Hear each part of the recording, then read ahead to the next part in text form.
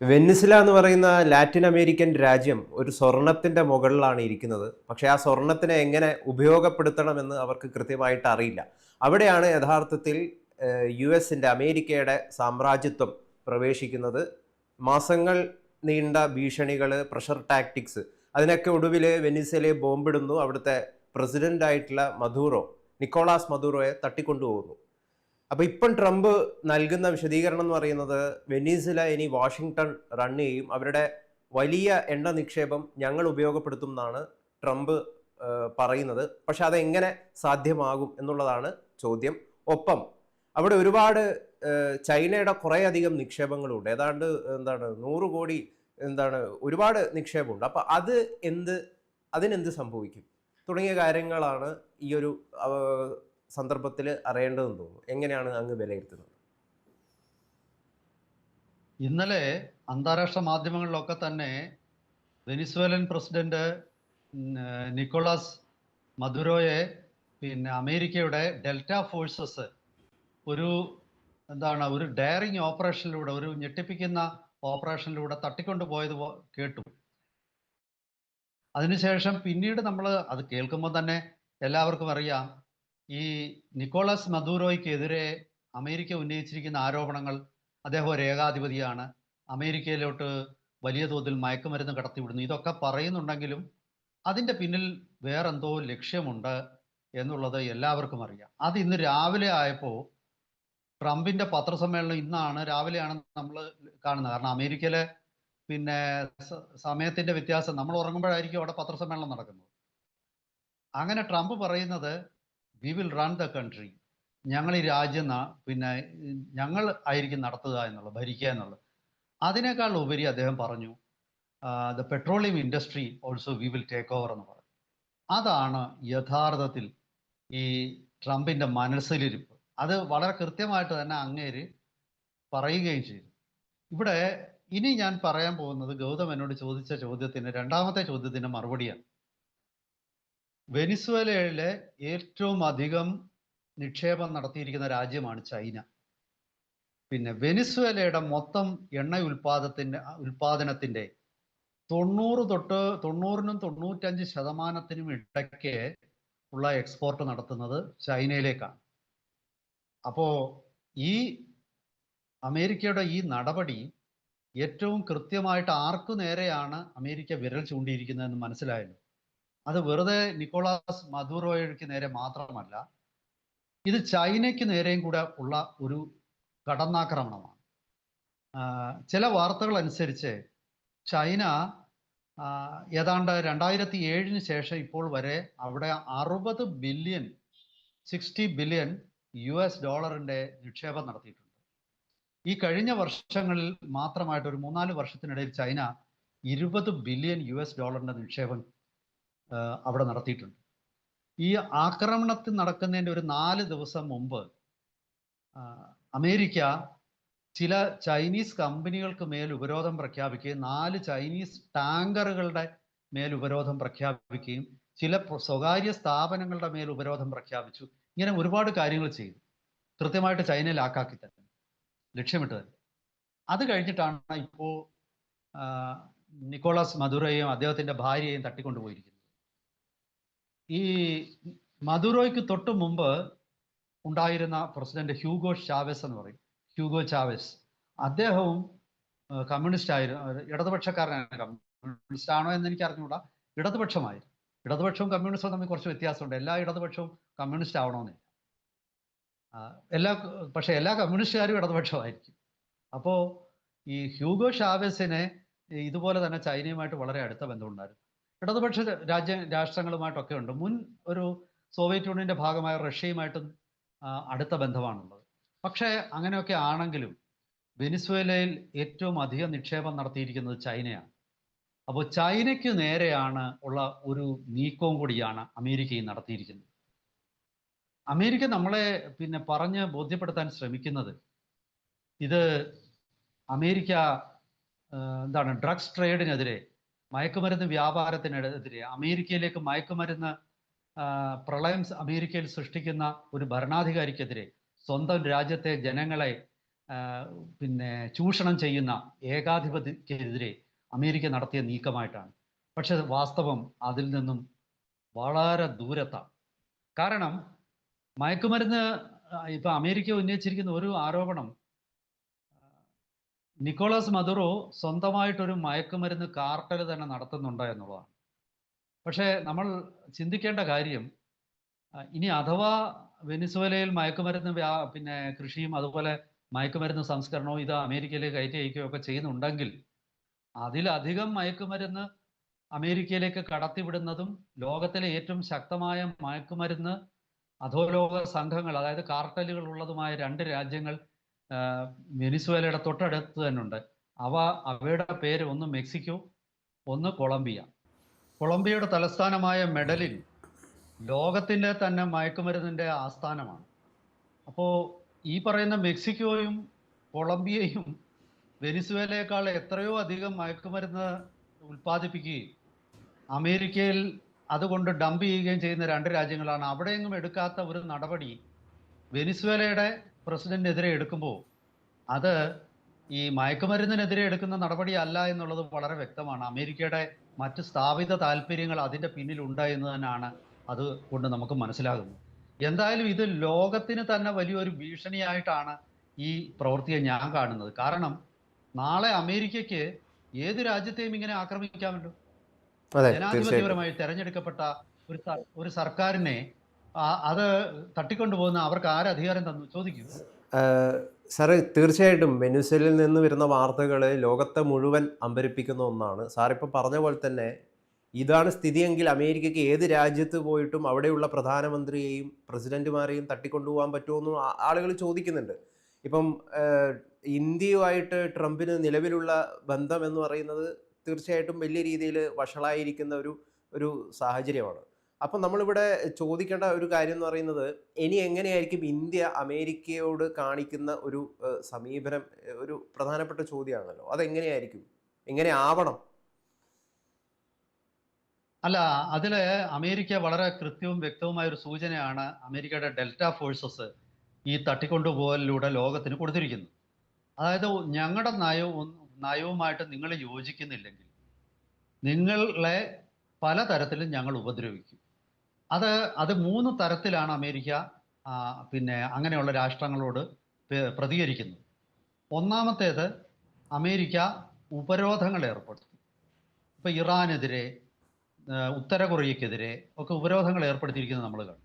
അല്ലെങ്കിൽ ഇന്ത്യ ഉൾപ്പെടെയുള്ള നിരവധി രാഷ്ട്രങ്ങൾക്കെതിരെ വലിയ താരിഫുകൾ പ്രഖ്യാപിച്ചു. അതൊക്കെ ഉപരോധത്തിന്റെ നയപരമായ നടപടികളിലൂടെ അമേരിക്ക തങ്ങളുടെ നയങ്ങളോടൊപ്പമില്ലാത്ത രാജ്യങ്ങളോട് പ്രതികരിക്കുന്നത് ഇങ്ങനെയാണ്.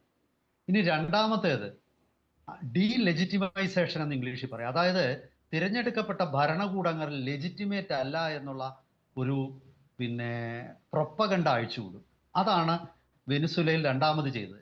ഈ 2 ചെയ്തിട്ടാണ് മൂന്നാമത്തേത് അവിടെ വന്നത്. ഈ ഡീലെജിറ്റിമൈസേഷന്റെ ഭാഗമായിട്ടാണ് ഈ മദൂറോ എന്ന് പറയുന്ന ഭരണാധികാരി ഏകാധിപതിയാണെന്നും അയാൾക്കെതിരെ ആ രാജ്യത്തെ ജനങ്ങൾ വലിയ പ്രക്ഷോഭത്തിലാണെന്നും ഒക്കെ പറയുന്നു. അത് ശുദ്ധ കള്ളമാണ്. കാരണം ഈ മദൂറോയെ അറസ്റ്റ് ചെയ്തിട്ടും അവിടെ വെനിസ്വേലയിൽ ആഹ്ലാദ പ്രകടനം നടക്കുന്നതായിട്ടോ അവിടുത്തെ മദൂറോ ഒഴികെയുള്ള മറ്റ് മന്ത്രിമാരോ ഭരണാധികാരികളോ ഒക്കെ തന്നെ പ്രതികരിക്കുന്നതായിട്ട് ഒരു വാർത്തകളോ ഫുട്ടേജോ ഒന്നും നമ്മൾ കണ്ടിട്ടില്ല. പകരം സാൻ ഫ്രാൻസിസ്കോയിലും അമേരിക്കയിലെ 1-2 സ്ഥലങ്ങളിലും വെനിസ്വേലയിൽ നിന്നും അമേരിക്കയിൽ എത്തപ്പെട്ടിരിക്കുന്ന അഭയാർത്ഥികൾ ആഹ്ലാദ പ്രകടനം നടത്തുന്നതൊക്കെയാണ് അമേരിക്കൻ ചാനലുകൾ കാണിക്കുന്നത്. ഈ പാവങ്ങൾക്ക് പൗരത്വം കൊടുക്കാമെന്നോ അല്ലെങ്കിൽ അവരെ ഇപ്പൊ പുറത്താക്കത്തില്ലെന്നോ എന്തോ ഒരു വാഗ്ദാനം കൊടുത്ത് ട്രംപ് അവരെ കളിപ്പിക്കുന്നതാണ്. അപ്പൊ അതായത് ഞാൻ പറഞ്ഞത് രണ്ടാമത്തെ തന്ത്രമാണ് ഡീലെജിറ്റിമൈസേഷൻ. തങ്ങളോട് യോജിക്കാത്തവരെ അത് ചെയ്തു. എന്നിട്ടും അടങ്ങിയില്ലാത്തതുകൊണ്ടാണ് മൂന്നാമത് ഡയറക്റ്റ് അറ്റാക്ക് നടത്തിയത്, സൈനിക ഇടപെടൽ നടത്തിയത്. അതാണ്. അപ്പോൾ അതായത് ഇങ്ങനെ 3 രീതിയിലാണ് അമേരിക്ക പ്രതികരിക്കുന്നത്. ഇപ്പോൾ വടക്കൻ കൊറിയയുടെ നേരെയോ ഇന്ത്യക്ക് നേരെയോ ഒന്നും ഈ ആക്രമണം എന്ന് പറയുന്നത് നടത്താൻ പറ്റത്തില്ല. കാരണം ന്യൂക്ലിയർ ആയുധങ്ങളുള്ള രാജ്യങ്ങൾക്ക് നേരെ അമേരിക്ക ആക്രമണം നടത്താൻ പലവട്ടം ആലോചിക്കും. കാരണം അത് അമേരിക്കയ്ക്ക് ഏറ്റവും പേടിയുള്ളൊരു സംഭവം. അതില്ല എന്നുള്ളതാണ് ഇറാന് നേരെയും ആക്രമണം നടത്തുന്നത്. പക്ഷെ എന്നാലും ഇപ്പോൾ മദൂറോയെ അറസ്റ്റ് ചെയ്തതുപോലെ ഇറാനിൽ പോയിട്ട് അറസ്റ്റ് ചെയ്യാൻ അത്ര എളുപ്പമല്ല. പക്ഷെ ഇറാനിലെ പല പ്രമുഖ സൈനിക മേധാവികളെയും അതുപോലെ രാഷ്ട്രീയ നേതാക്കന്മാരെയും ഒക്കെ തന്നെ മിസൈൽ ആക്രമണത്തിലൂടെയൊക്കെ അമേരിക്ക കൊല്ലുന്നുണ്ട്. പലരെയും കൊന്നിട്ടുണ്ട്. ഈ അടുത്ത നമുക്കറിയാം 2022 മുതൽ 25 വരെയുള്ള കാലഘട്ടത്തിൽ നിരവധി ഇസ്രായേൽ നേതാക്കന്മാരെ, ഇസ്രായേലിന്റെ സൈനിക മേധാവിയെ ഉൾപ്പെടെ അമേരിക്ക വധിച്ചിട്ടുണ്ട്. അത് പിന്നെ ഈ എന്താണ് സൂയിസൈഡ് ഡ്രോണുകൾ ഉപയോഗിച്ച്, അല്ലെങ്കിൽ അതുപോലെ സ്വാച്ച് ബ്ലേഡ് എന്ന് പറയുന്ന ഒരുതരം ഡ്രോണുകളുണ്ട്. വളരെ കൃത്യമായിട്ട് ഒരു വ്യക്തിക്ക് നേരെ വരെ മിസൈൽ പ്രയോഗിക്കാൻ കഴിയുന്ന അത്തരം ഡ്രോണുകൾ ഉപയോഗിച്ച് അതൊക്കെയാണ് അമേരിക്ക അവിടെ ചെയ്യുന്നത്. പക്ഷേ താരതമ്യേന സൈനികമായി ദുർബലമായ രാജ്യമാണ് വെനിസ്വേല. പക്ഷെ അവിടെയും അമേരിക്ക ഈ ഇത്ര നഗ്നമായ ഒരു ഇടപെടൽ ലോക ചരിത്രത്തിൽ തന്നെ ഇല്ല. ലോകത്തില് ഇപ്പം ഗൗതം ആലോചിച്ച് നോക്കുക, കഴിഞ്ഞ ഒരു 15 കൊല്ലമായിട്ടെങ്കിലും മാധ്യമങ്ങൾ ശ്രദ്ധിക്കുന്ന ആളായിരിക്കണം. ആ കാലയളവിൽ ലോകത്തിലെ ഏതെങ്കിലും രാജ്യത്തിൽ കയറിയിട്ട് മറ്റൊരു സൈന്യം അവിടുത്തെ ഭരണാധികാരിയെ അറസ്റ്റ് ചെയ്തുകൊണ്ട് പോകുന്നത് തീർച്ചയായിട്ടും അമേരിക്കയുടെ ഒരു വളരെ കാൽക്കുലേറ്റഡ്, വളരെ കൃത്യമായ ഒരു ഓപ്പറേഷൻ ആയിരുന്നു. അതിന് ഞാൻ ഡെൽറ്റ ഫോഴ്സിനെ അനുമോദിക്കാതിരിക്കാൻ എനിക്ക് പറ്റുന്നില്ല. കാരണം ഒരു സൈന്യം, ആധുനിക കാലത്തെ സ്പെഷ്യൽ ഫോഴ്സസ് ഇത് എങ്ങനെ ഓപ്പറേറ്റ് ചെയ്യും, ഒരുപക്ഷെ ഒരു സിനിമയിൽ പോലും ഇത്തരം ഒരു സീന് നമ്മൾ കണ്ടിട്ടുണ്ടാവില്ല. കാരണം അത്രയ്ക്ക് അവിശ്വസനീയമായിട്ടുള്ള സാറപ്പം ഒരു സാറപ്പം തട്ടിക്കൊണ്ടുപോകലായിരുന്നു. സാറപ്പം പറയുന്നത് യഥാർത്ഥത്തിൽ ഈ ട്രംപ് ആരോപിക്കുന്നത് വെനിസുല ഒരുപാട് ഡ്രഗുകൾ അമേരിക്കയിലേക്ക് കടത്തുന്നു, അതുവഴി അമേരിക്ക എന്ന് പറയുന്ന രാജ്യത്തെ ഇല്ലാതാക്കാൻ ശ്രമിക്കുന്നു. അങ്ങനെ യഥാർത്ഥത്തിൽ ചെയ്യുന്നുണ്ടെങ്കിൽ ഈ നടപടി യഥാർത്ഥത്തിൽ ശരിയാണോ? അല്ല, അതുപോലും അങ്ങനെയുള്ളൊരു ഒരു പ്രവൃത്തി ഉണ്ടെങ്കിൽ പോലും അത് ശരിയാവുന്നില്ല. കാരണം അമേരിക്കയ്ക്ക് പിന്നെ വെനിസ്വേലയ്ക്ക് നേരെ ആക്രമണം നടത്താം. ഇതുണ്ടാക്കുന്ന മയക്കുമരുന്ന് പിന്നെ ഉൽപ്പാദിപ്പിക്കുന്ന കേന്ദ്രങ്ങളിൽ ആക്രമണം നടത്താം. സൈന്യത്തിന് നേരെ ആക്രമണം നടത്താം. അതൊന്നും തെറ്റാണെന്ന് ഞാൻ പറയുന്നില്ല. അങ്ങനെ യഥാർത്ഥത്തിൽ അമേരിക്കയിൽ വൻതോതിൽ അമേരിക്കയിലേക്ക് മയക്കുമരുന്ന് കയറ്റി അയക്കുന്നുണ്ടെങ്കിൽ തീർച്ചയായിട്ടും അതിനുള്ള അവകാശം അമേരിക്കയ്ക്ക് ഉണ്ടെന്നാണ് ഞാൻ വിശ്വസിക്കുന്നത്. പക്ഷേ ഈ ഭരണാധികാരിയെ തട്ടിക്കൊണ്ടു പോകുകയും ആ രാഷ്ട്രത്തിന്റെ ഭരണം പിടിച്ചെടുക്കുകയും ചെയ്യുന്നത്, അതിന് അങ്ങനെ അതേ യുക്തിയാണെങ്കിൽ ഇന്ത്യ പാകിസ്ഥാന് നേരെ ആക്രമണം നടത്തിയപ്പോൾ അമേരിക്ക എന്തിനാണ് ഇടപെട്ടത്? ഇന്ത്യയിൽ തീവ്രവാദ പിന്നെ പ്രവർത്തനങ്ങൾ നടത്തുന്ന പാകിസ്ഥാൻ ഇസ്ലാമാബാദിൽ ചെന്നിട്ട് അവിടുത്തെ ഭരണാധികാരിയെ തട്ടിക്കൊണ്ടുപോരാനോ കൊല്ലാനോ ഉള്ള അധികാരം ഇന്ത്യക്കുണ്ടല്ലോ. പിന്നെ എന്തിനാണ് അമേരിക്ക ഇടപെട്ട് യുദ്ധം നിർത്തിയെന്ന് പറയുന്നത്? അപ്പൊ അമേരിക്കയുടെ ഇരട്ടത്താപ്പാണ് ഇതിന് വ്യക്തമാകുന്നത്. ഇവിടെ ഞാൻ ആദ്യം പറഞ്ഞ പോലെ ചൈനയ്ക്ക് നേരെയുള്ള ചൈനയെ ലക്ഷ്യമാക്കിയിട്ടുള്ള ഒരു സാമ്പത്തിക ആക്രമണമാണ് നടത്തിയത്. അമേരിക്ക പിന്നെ ലോകത്തിൽ ഏറ്റവും കൂടുതൽ ഓയിൽ റിസർവ് ഉള്ള രാജ്യമാണ്. അതാണ് അമേരിക്ക ഇപ്പം നിയന്ത്രണത്തിൽ ഏർപ്പെടുത്തിയിരിക്കുന്നത്. ചോദിച്ചോളൂ. വെനിസുല ലോകത്തിൽ തന്നെ ഏറ്റവും കൂടുതൽ എണ്ണ നിക്ഷേപമുള്ള ഒരു രാജ്യമാണ്. പിന്നീടാണ് സൗദി അറേബ്യ ഒക്കെ വരുന്നത്. അപ്പോൾ ചൈനയെ സാമ്പത്തികമായി സഹായിച്ചുകൊണ്ട് ഇത്തരത്തിൽ അത് വെനിസുല വളർന്നു വരികയാണെങ്കിൽ അത് അമേരിക്കയ്ക്ക് ഒരു ഭീഷണിയാകും എന്നുള്ള തിരിച്ചറിവിൻ്റെ പുറത്ത് തന്നെയാണ് ഇത്തരത്തിലുള്ളൊരു അറ്റാക്ക് തീർച്ചയായിട്ടും വെനിസുലയ്ക്ക് മേൽ ട്രംപ് നടത്തിയിട്ടുള്ളത്. ഇവിടെ നമ്മൾ ഏറ്റവും പ്രധാനമായിട്ട് മനസ്സിലാക്കേണ്ടത് അമേരിക്കയ്ക്ക് എപ്പോഴും തങ്ങളുടെ താഴത്ത് മറ്റെല്ലാ രാജ്യങ്ങളും വരണം എന്നുള്ളതാണ് കാലാകാലങ്ങളായിട്ട് അവരുടെ ഒരു പോളിസി എന്ന് പറയുന്നത്. അതുകൊണ്ട് തന്നെയാണ് അമേരിക്ക ലോക പോലീസാണെന്ന് അറിയപ്പെടുകയും ചെയ്യുന്നത്. ഇതിപ്പം എത്രമാത്രം ലോകത്തിന് തന്നെ വിനാശകരമായിട്ടുള്ളൊരു രാജ്യമാണ് അമേരിക്ക എന്നുള്ളൊരു തിരിച്ചറിവല്ലേ യഥാർത്ഥത്തിൽ ഇത്തരം വിഷയങ്ങൾ നമുക്ക് മനസ്സിലാക്കി തരുന്നത്. ഇത് നേരത്തെയൊക്കെ CPM ഒക്കെ അമേരിക്കൻ സാമ്രാജ്യത്വം എന്നൊക്കെ പറഞ്ഞിട്ട് ഇങ്ങനെ പല രീതിയിലുള്ള ചർച്ചകളും ഇതുമൊക്കെ നടത്താറുണ്ട്. അത് യഥാർത്ഥത്തിൽ സത്യമാണ് എന്നല്ല ഇപ്പം ബോധ്യപ്പെടുന്നത്. അതെല്ലാവരും ഏറ്റെടുക്കേണ്ടത് തന്നെയല്ലേ? അല്ല, ഈ CPM ഇവിടെ കിടന്നുകൊണ്ട് പറയുന്നതിലോട് എനിക്ക് അത്ര വലിയൊരു യോജിപ്പ് അവരോടില്ല. അത് വേറൊരു വിഷയമാണ്. ഞാനിപ്പോൾ അതിലേക്ക് ഞാൻ പോകുന്നില്ല. പിന്നെ ഇതിനകത്തിൽ തോന്നിയിട്ടുള്ളത് അമേരിക്ക കാലാകാലങ്ങളിലായിട്ട് അമേരിക്ക പിന്തുടരുന്ന ഇരട്ടത്താപ്പ്. അതായത് അമേരിക്കയാണ് ലോകത്തിലെ എല്ലാ തീവ്രവാദ സംഘങ്ങളെയും സൃഷ്ടിക്കുന്നത്. ഇപ്പം അൽ-ഖ്വയ്ദയുടെ പിന്നെ യഥാർത്ഥത്തിൽ ഫണ്ടിങ് നടത്തിയ അമേരിക്കയാണ്.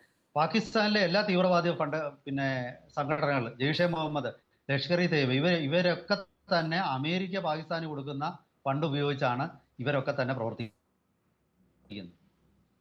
എന്നിട്ട് കുറച്ചു കാലം കഴിയുമ്പോൾ ഇവരെ എല്ലാം കൊല്ലും. ഈ സദാം ഹുസൈനെ ആദ്യം വളർത്തിയത് ആരാണ്? അമേരിക്കയാണ്.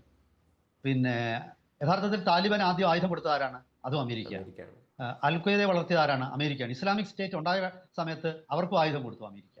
അതായത് അമേരിക്ക തങ്ങളുടെ രാജ്യത്തിൽ നിന്നും അകലെയുള്ള സമ്പന്നമായ രാജ്യങ്ങളെ മുഴുവൻ അസ്ഥിരപ്പെടുത്താൻ വേണ്ടിയിട്ട് അമേരിക്ക ശ്രമിച്ചുകൊണ്ടേയിരിക്കും. അതായത് തങ്ങൾക്ക് ഭാവിയിലെങ്കിലും അപകടം. അതുകൊണ്ടാണ് അമേരിക്ക ചൈനയ്ക്ക് നേരെ ഇത്ര ശക്തമായിട്ട് തിരിഞ്ഞിരിക്കുന്നത്. അതുപോലെ തന്നെ അമേരിക്ക ഇന്ത്യക്ക് നേരെ ഈ വലിയ ആക്രോശം ഇപ്പോൾ കാണിക്കുന്നത് സൈനികമായിട്ട് ഇന്ത്യ വലിയ ശക്തിയായി മാറിക്കഴിഞ്ഞിരിക്കുന്നു എന്ന് ഓപ്പറേഷൻ സിന്ദൂറിന് ശേഷം അമേരിക്ക തിരിച്ചറിഞ്ഞു. അങ്ങനെയാണ് അമേരിക്ക തങ്ങൾ ഇടപെട്ടിട്ടാണ് പിന്നെ ഈ യുദ്ധം നിർത്തിയെന്ന് പറയുന്നത്. അതായത് പിന്നെ ഇന്ത്യക്ക് ശക്തിയൊക്കെ ഉണ്ടായിരിക്കാം, പക്ഷെ ഞങ്ങൾ പറഞ്ഞാൽ അവർക്ക് കേൾക്കാതിരിക്കാൻ പറ്റില്ല എന്ന് ലോകത്തിനെ ബോധ്യപ്പെടുത്തുക. അതായത് അമേരിക്കയുടെ മുന്നിൽ അമേരിക്കയ്ക്ക് ഭാവിയിലെങ്കിലും ഭീഷണിയാവാനുള്ള സാധ്യതയുള്ള ഒരു രാജ്യത്തിന്റെയും വളർച്ച അമേരിക്ക സഹിക്കില്ല. അത് മുളയിലേ നുള്ളിക്കളി. ഞാൻ ആദ്യം പറഞ്ഞ പോലെ 3 തരത്തിലാണ് സാങ്ഷൻസ്, ഡീലെജിറ്റിമൈസേഷൻ, പിന്നെ ഫിസിക്കൽ അറ്റാക്ക്. ഈ ഇവിടെ ഏറ്റവും വലിയ തെറ്റായിട്ട് ഞാൻ കാണുന്നത് വെനിസ്വേലയുടെ ഭരണം പിടിച്ചെടുത്തതും അവരുടെ എണ്ണപ്പാടങ്ങളുടെ നിയന്ത്രണം കൈക്കലാക്കിയതുമാണ്. മദൂറോ എന്ന വ്യക്തി ഈ പറയുന്ന ഒക്കെ ആണെങ്കിലും അയാളെ അറസ്റ്റ് ചെയ്തതിനു ശേഷം വെനിസ്വേലക്കാർക്ക് അവരുടെ വഴിക്ക് വിട്ടുകൂടെ? എന്താ അത് ചെയ്യാത്തത്? അപ്പോൾ ഉള്ളിലിരിപ്പ് വ്യക്തമായല്ലോ. അതിനൊരു കാരണമായിരുന്നു പിന്നെ ഓണം വരാൻ ഒരു മൂലം വേണം എന്ന് പറയുന്നത് പോലെ അമേരിക്കയുടെ താല്പര്യങ്ങൾ സംരക്ഷിക്കാനായിട്ട് ഒരു മദൂറോ വേണം. അത്രയേ ഉള്ളൂ, വേറെ കാര്യമൊന്നുമില്ല. അതാണ് എനിക്ക് തോന്നുന്നത്. എന്തായാലും വരും ദിവസങ്ങളിൽ ഇതിന്റെ കൂടുതൽ വിശദാംശങ്ങളുമായിട്ട് നമുക്ക് വീണ്ടും പ്രേക്ഷകരെ സമീപിക്കാം. തീർച്ചയായിട്ടും ഇതിലൂടെ മനസ്സിലാവുന്ന ഒരു കാര്യം, നമ്മളുടെ മേൽ ആധിപത്യം ചെലുത്താൻ ഉദ്ദേശിക്കുന്ന ഒരാൾ യഥാർത്ഥത്തിൽ നമ്മളുടെ ആത്മാർത്ഥ സുഹൃത്തല്ല എന്നുള്ളതാണ്. അത് തീർച്ചയായിട്ടും ഇന്ത്യയും നരേന്ദ്രമോദിയൊക്കെ തിരിച്ചറിയേണ്ടത് തന്നെയാണ്. ഒരുപാട് നന്ദി.